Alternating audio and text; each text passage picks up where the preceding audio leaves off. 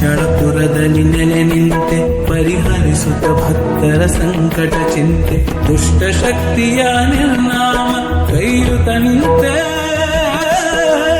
ಬಗೆಹರಿಸಿ ಪುರುಷಾಧೀಶ ಸರ್ವೇಶ್ವರಾನಂದೇ ಸರ್ವೇಶ್ವರಾನಂದೇ ಸರ್ವೇಶ್ವರಾನಂದೇ.